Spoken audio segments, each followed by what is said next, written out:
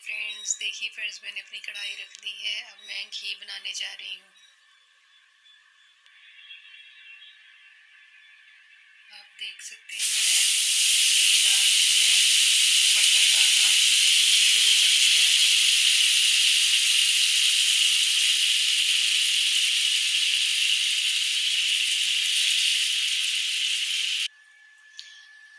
आप देख सकते हैं घी ने बटर ने पिघलना शुरू कर दिया है, क्योंकि जैसे जैसे ये कढ़ाई गर्म होती जाएगी ये बटर जो है पिघलता रहेगा।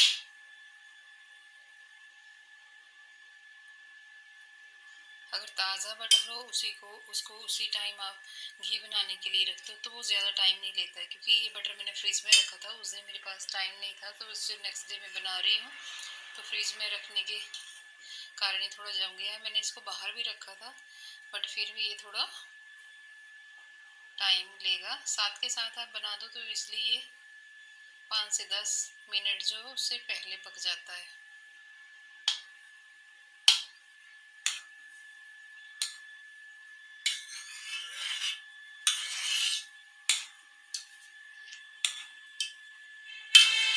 ये घी में फ्रेंड्स उसी लोहे की कढ़ाई में ही बना रही हूँ। मोस्टली जैसे मैंने बोला है, मैं कुकिंग के लिए यही यूज़ करती हूँ। तो इसमें बनाने का बेनिफिट ये रहता है कि इसके साथ ना जो घी है वो चिपकता नहीं है। जैसे नीचे आपका जो बैठ जाता है ना, जो भी इसके दूध के पार्टिकल्स होते हैं, जो छेना होता है, अगर कई बार ज़्यादा रह जाए। वैसे तो मैंने ये बटर वॉश कर लिया था, जितना भी रहेगा वो चिपका नहीं, इसके साथ चिपकेगा नहीं, क्योंकि ये कढ़ाई जो है एज ए नॉन स्टिक की तरह काम करती है, तो इसमें ये लगेगा नहीं। हवा चल रही है बाहर, बर्तन यहाँ वहाँ लग पड़े हैं गिरने, क्योंकि बरसात का मौसम है दोस्तों, तो आंधी तूफान कब भी आ सकता है। आपके शहर के क्या हाल है आप बताना। हमारे यहाँ तो बारिशें अभी शुरू हुई हैं, 2-3 दिन बारिश रही, उसके बाद आज धूप है, बट आज फिर हवा लग पड़ी चलने।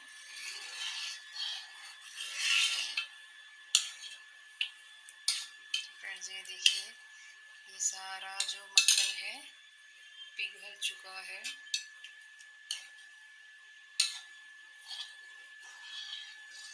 अभी ये बनने के लिए 15 से 20 मिनट लेगा, और 15 से 20 मिनट के अंदर ये सारा बन जाएगा। और फ्रेंड्स, आप जो घी बनाते हैं वो क्या दानेदार बनता है या ऐसे दूसरी टाइप का, जैसे जमा जमा सा घी बनता है वैसे ही बनता है? तो मैं जो ये घी बना रही हूँ ये दानेदार बनेगा। मैं इसको आपको दिखाऊंगी कि दानेदार घी बनाने की क्या ट्रिक है। आप देख सकते हैं कि बटर जो है पूरी तरह मेल्ट हो चुका है। अब ये जो है बॉयल की प्रोसेसिंग में है, धीरे धीरे इसमें से घी बनना शुरू हो जाएगा। 10 से 12 मिनट लगेगी इस प्रोसेस में,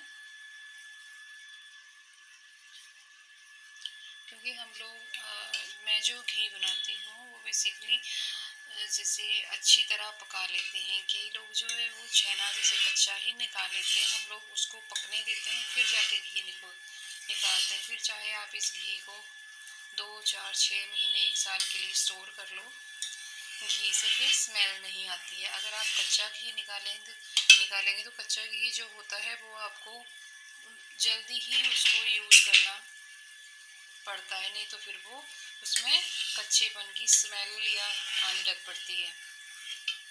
तो देखिए फ्रेंड्स, साथ में मैंने ये दूध का पतीला भी रख दिया है, क्योंकि अभी मैं जैसे पनीर बनाने जा रही हूँ, ये बचा हुआ दूध है, तो साइड बाई साइड में कि मैं पनीर के लिए भी रख दूँ।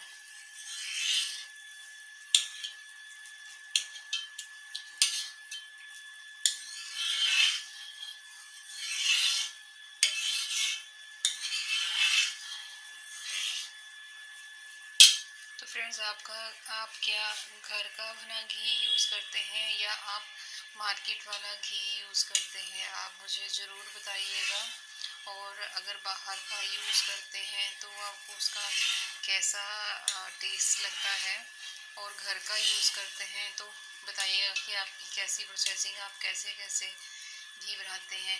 देखो हमारी जब मेरी मम्मी जी जो घी बनाते थे तो वो क्या करते थे, जैसे पहले दूध को थोड़ा सा ठंडा कर लिया बॉईल होने के बाद ना, फिर वो सारा ही लिया उसकी दही लगा दी।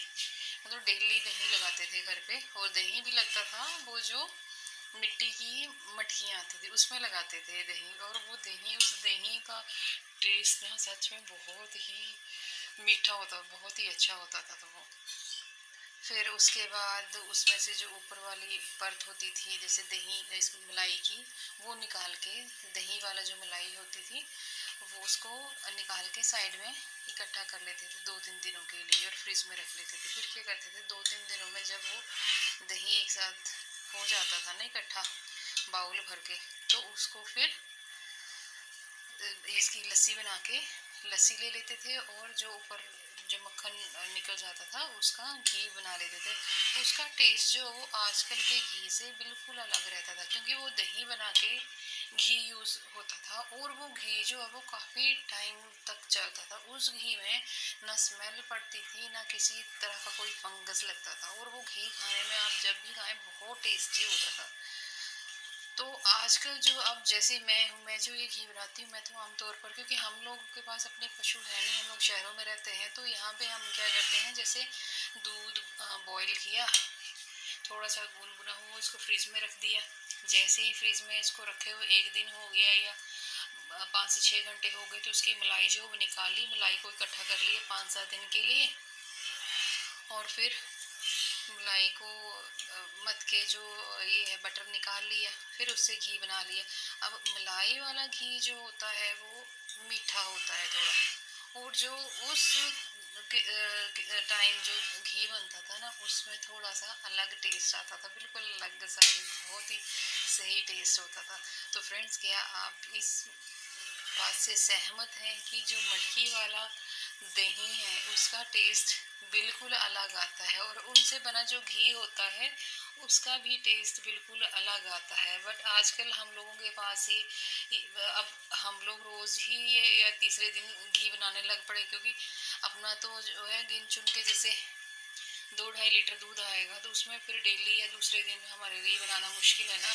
उस टाइम क्या करते थे, पशु अपने पाले होते थे, तो जितना मर्जी आप दूध ले लो, जैसे 7-8 किलो अपने घर का दूध हो जाता था 2 टाइम का, तो आराम से वो चीज़ें बन जाती थी। बट अभी वो चीज़ें मुश्किल है, खासकर शहरों में रह के। गाँव के लिए अभी भी पॉसिबल है, जहाँ पे पशु वगैरह पाले हुए, जैसे भैंस रखी हुई है, गाय रखी हुई है, उनके लिए तो खैर पॉसिबल है अभी भी ये चीज़ें।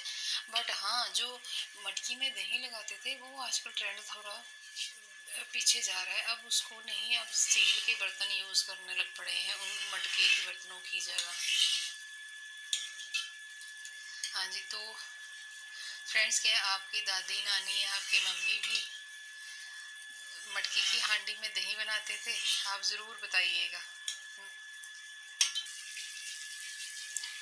देखिए फ्रेंड्स, अब नेक्स्ट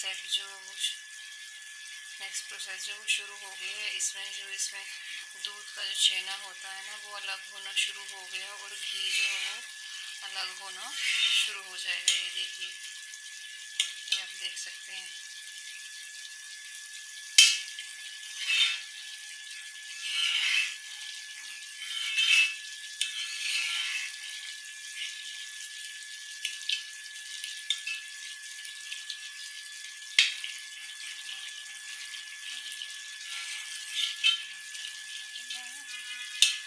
अभी ये चीज़ के छींटे भी आना शुरू हो गए हैं,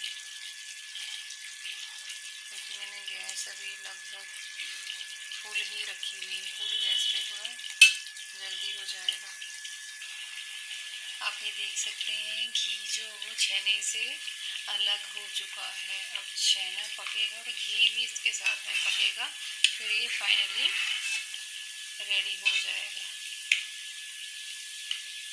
कुछ लोग, जैसे मैंने देखा है, वो इस प्रोसेस तक ही करते हैं, जैसे ये हो जाता है तो इस प्रोसेसिंग में वो घी निकाल लेते हैं, बोलते हैं हमारा घी हो गया। बट हर किसी के काम करने का तरीका अलग अलग है फ्रेंड्स। मेरा अलग तरीका है, आपका अलग तरीका है, किसी और का अलग होगा। तो मैं तो इसको, जैसे ये वाइट वाइट जो दिख रहा है, इसको मैं गोल्डन ब्राउन होने तक पकाती हूँ। उसके बाद ही फिर मैं गैस बंद कर देती हूँ, जिससे घी भी अच्छी तरह पक जाता है। और फिर मुझे मन में कोई ये भी नहीं रहता कि नहीं यार घी कच्चा रह गया या कोई और इसमें फंगस वगैरह लग जाएगा, क्योंकि कई बार घी थोड़े टाइम के लिए रखना पड़ता है।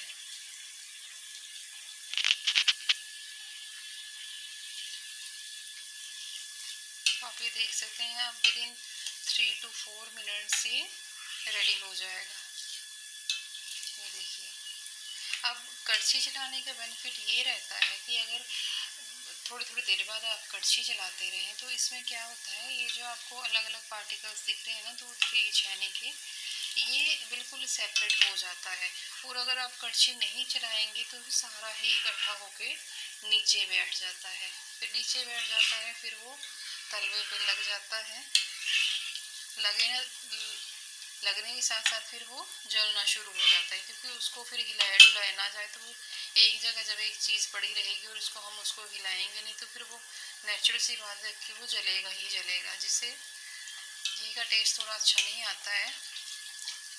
तो ऐसे बड़ी रहता है। देखिए फ्रेंड्स, मैंने ये बटर इसकी आपको मैंने रेसिपी शेयर की हुई कि कैसे मैंने बटर को धोया है, जिससे कि छेना जो है काफ़ी कम आता है, आप देख सकते हैं।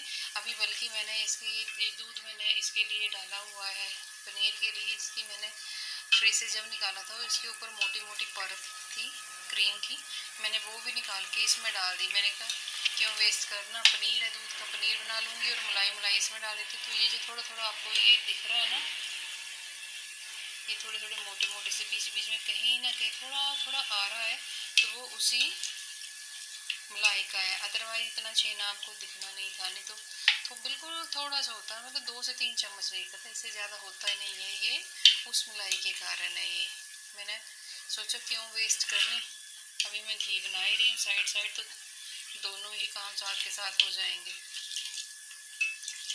तो ये देखिए, बहुत अच्छी तरह घी बन रहा है। बस अभी आई थिंक 2 to 3 मिनट्स आप लेके चलिए, बस फिर ये रेडी है।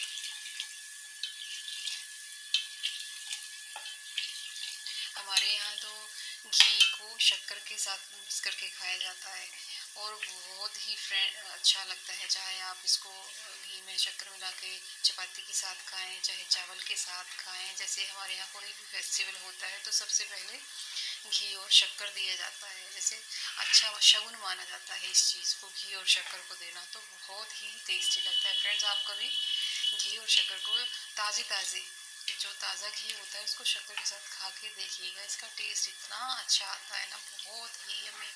चाहे गर्मी हो या सर्दी हो, हम लोग शगुन में ऐसे ही करते हैं। कोई भी अच्छा काम है चाहे घर पर हो, हम जैसे अभी घी बन रहा है तो हम जब खाएंगे तो इसको ताज़ा ताज़ा शक्कर के साथ खाएंगे।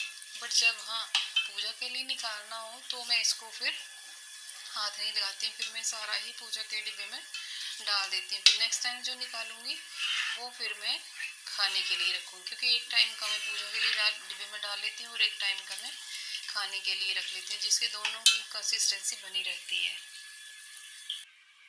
देखिए फ्रेंड्स, अभी इसमें झाग आना शुरू हो गया है। ये है इसकी फाइनल की तैयारी की। अभी ये घी देखिए, इसका जो छेना है ये भी गोल्डन ब्राउन कलर का हो गया है। तो फ्रेंड्स, यही जो टाइम है जब हम ट्रिक अपनाते हैं कि ये घी जो है दानेदार कैसे बने। तो इसको दानेदार बनाने के लिए हम क्या करते हैं कि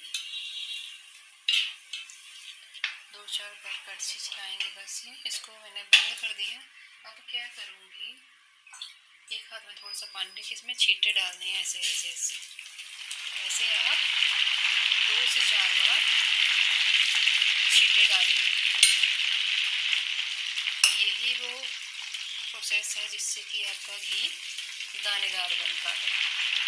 बट ये कि थोड़ी क्वांटिटी में ही पानी डालना, ये ना हो कि आप जैसे आधा गिलास डाल दिए, 1 कप डाल दिए, वैसा नहीं डालना है। जो आपके हाथ में हथेली में जितना पानी आता है उसके छींटे मारने 3 से 4, इससे ज़्यादा नहीं। बस फिर आप देखिएगा आपका जो घी है वो दानेदार बनेगा। ये देखिए घी बहुत अच्छी तरह पक चुका है, जैसे आप देख सकते हैं, बहुत इतनी अच्छी खुशबू आ रही है, क्योंकि घी जब भी पकता है उसकी खुशबू पूरे घर में महक जाती है, तब वो बताता है कि नहीं मैं बन चुका हूँ। तो देखिए अभी भी इसकी फ्रेंड बहुत अच्छी खुशबू आ रही है। और मैं इसका छानने का, जब मैं इसको डिब्बे में डालूंगी ना, कल तक आपका इसको मैं पिक्चर भी ऐड कर दूंगी कि हाँ ये दानेदार घी कैसे बनाए, क्योंकि ऐसे तो अभी गर्म गर्म है, अभी तो ये टाइम देगा, पता नहीं चलेगा। तो मैं कर देगा इसकी वीडियो भी चैनल पर डाल दूंगी ताकि आपको समझने में इजी हो जाए। तो फ्रेंड्स ऐसे ही टिप्स ट्रिक्स और रेसिपीज़ के लिए जुड़े रहिए मेरे चैनल के साथ। अगर आपको ये मेरी वीडियो अच्छी लगी हो तो प्लीज़ लाइक शेयर और सब्सक्राइब ज़रूर कीजिएगा, और मुझे मोटिवेट कीजिए कि मैं आगे से आगे आपको अच्छी से अच्छी बारीक से बारीक चीज़ें बताती चलूँ, क्योंकि हर कल्चर अलग तरह का होता है, हर किसी का अपना एक तरीका होता है फ्रेंड। आप मानते हैं ना इस बात को? तो फ्रेंड्स ओके, मिलते हैं फिर नए वीडियो में नए टॉपिक के साथ। तब तक बने रहिए। भाभी कैसे करूँ मैं। Okay friends, bye bye.